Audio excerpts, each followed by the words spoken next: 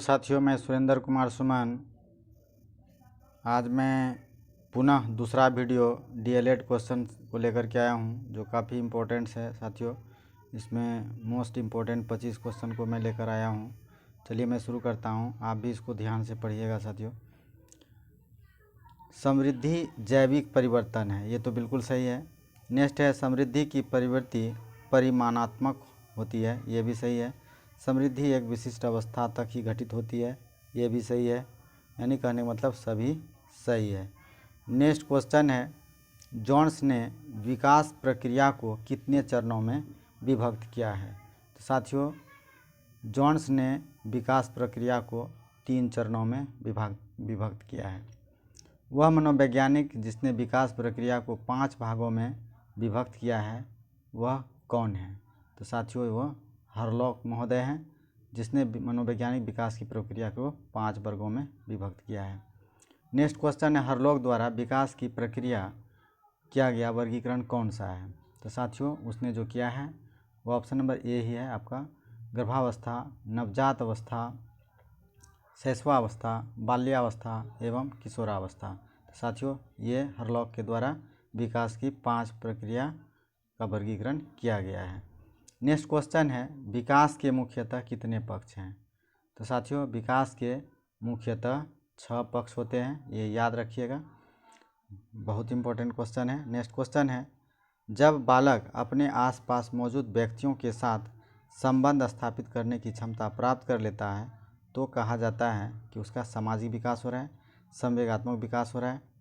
यानी कहने का मतलब है सामाजिक और संवेगात्मक विकास दोनों विकास हो रहा है, इसलिए ऑप्शन नंबर सी होगा। नेक्स्ट क्वेश्चन है, वे जैविक अभिलक्षण जो गुणसूत्रों के माध्यम से माता पिता से बच्चों में हस्तांतरित होते हैं। तो आप जानते ही होंगे, यह अनुवांशिकता के अंतर्गत आता है साथियों, जो अपने माता पिता का बच्चों में हस्तांतरित हमेशा होते रहता है। नेक्स्ट क्वेश्चन है, अनुवांशिकता विकास प्रक्रिया का एक क्या है? तो जानते ही होंगे, अनुवांशिकता विकास का एक आंतरिक कारक है। नेक्स्ट क्वेश्चन है, पोषण, शारीरिक क्रियाकलाप, विश्राम आदि पर्यावरण के कारक है। तो साथियों, आप जानते ही होंगे, पोषण, शारीरिक क्रियाकलाप, विश्राम आदि ये भौतिक पर्यावरण कारक हैं। नेक्स्ट क्वेश्चन है, बच्चों का संवेगात्मक विकास सकारात्मक हो इसके लिए क्या आवश्यक है? तो साथियों, ये आप देखिए, शिक्षकों का व्यवहार आदेशात्मक हो, ये गलत है। सहयोगात्मक हो, ये आपका सही लग रहा है। शिक्षकों का व्यवहार आदेशात्मक और उत्साहवर्धक हो, आदेशात्मक तो नहीं होना चाहिए। शिक्षकों का व्यवहार सहयोगात्मक और उत्साहवर्धक हो, ये आपका बिल्कुल सही हो जाएगा, ऑप्शन नंबर डी आपका सही होगा। नेक्स्ट क्वेश्चन है, यदि बच्चे को अन्य बच्चों के साथ मिलने जुलने या खेलने नहीं दिया जाए तो क्या होगा? तो साथियों, उसका पूरा ध्यान पढ़ाई में लगेगा, ये गलत है। वह सदैव उदास रहेगा, ये भी तो लग रहा है लगभग इतना सही नहीं है। लेकिन उसका समाजीकरण सही ढंग से नहीं हो पाएगा, ये बिल्कुल सही है। नेक्स्ट क्वेश्चन है, व्यवहारिक गणित का भाग है संख्याओं का हिसाब लगाना, जोड़ व बाकी करना, समीकरणों को हल करना, बैंकों की कार्यप्रणाली की जांच करना। तो साथियों, वो ये और ये दोनों सही लग रहा है, लेकिन ऑप्शन में डी नंबर उत्तर सही दिया है। अब आप भी इसका विचार कीजिएगा। समस्या समाधान एक ऐसी प्रक्रिया है जिसकी ओर सीखने संबंधी सभी क्रियाएं अग्रसर होती है, दी गई समस्याओं का समाधान करती है। यह किसकी परिभाषा है?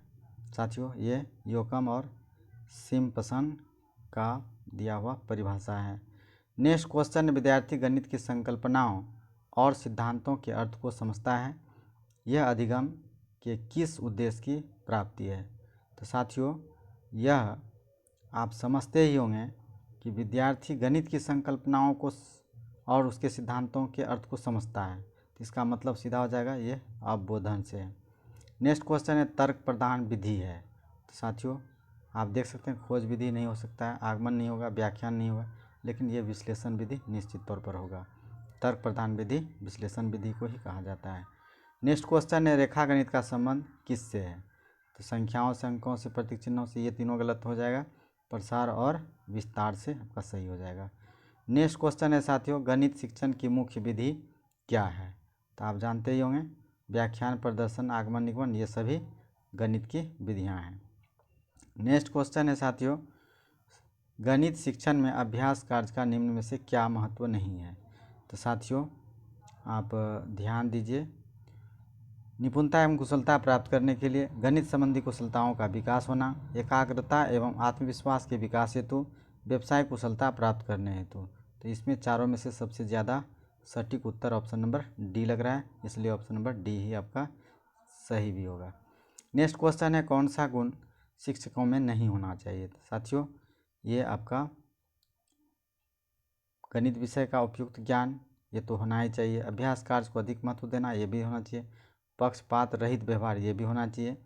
अब तो लास्ट ऑप्शन बचता है, वार्षिक योजना तैयार नहीं करना, तो ये ही आपका बिल्कुल गलत है, ये नहीं होना चाहिए। नेक्स्ट क्वेश्चन है, गणित शिक्षण में अभ्यास कार्य देते समय ध्यान रखना चाहिए कि अभ्यास कार्य का उद्देश्य स्पष्ट होना चाहिए, ये बिल्कुल सही है। अभ्यास कार्य की गति उपयुक्त होनी चाहिए, ये भी सही है। पुनरावृत्ति उचित कालांतर से होनी चाहिए, ये भी बिल्कुल सही है। यानी कहने का मतलब चारों ऑप्शन इसका सही है। नेक्स्ट क्वेश्चन है, वह देखो वह विधि जो देखो सुनो और समझो सिद्धांत पर आधारित है। तो साथियों ये तो आप जानते ही होंगे, ये प्रदर्शन विधि है। नेक्स्ट क्वेश्चन है, गणित शिक्षण का वास्तविक उद्देश्य ज्ञान प्राप्त करना नहीं है वरन शक्ति प्रदान करना है, यह किसका कथन है। तो साथियों ये डटन महोदय का कथन है कि गणित शिक्षण का वास्तविक उद्देश्य ज्ञान प्राप्त करना ही नहीं बल्कि शक्ति प्रदान करना है। नेक्स्ट क्वेश्चन है, शिक्षण प्रक्रिया का आखिरी चरण क्या होता है। साथी शिक्षण प्रक्रिया करने के बाद अंत में हम लोग मूल्यांकन करते हैं, इसलिए ऑप्शन नंबर ए आपका सही हो जाएगा। नेक्स्ट क्वेश्चन है, गणित शिक्षण में शिक्षक को निम्नलिखित बात पर ध्यान नहीं देना चाहिए। तो किन बातों पर ध्यान नहीं देना चाहिए। तो साथियों आप व्यवहारिक जीवन के विषय का संबंध, ये तो आपको ध्यान देने की ज़रूरत है। मानसिक शक्तियों का विकास हो, ये भी होना चाहिए। जातीय प्रतिष्ठा का उपाय हो, ये भी होना चाहिए। आनंद की प्राप्ति न हो, ये तो बिल्कुल गलत ही है, आनंद की प्राप्ति होनी चाहिए, तो इसलिए ऑप्शन नंबर डी होना चाहिए।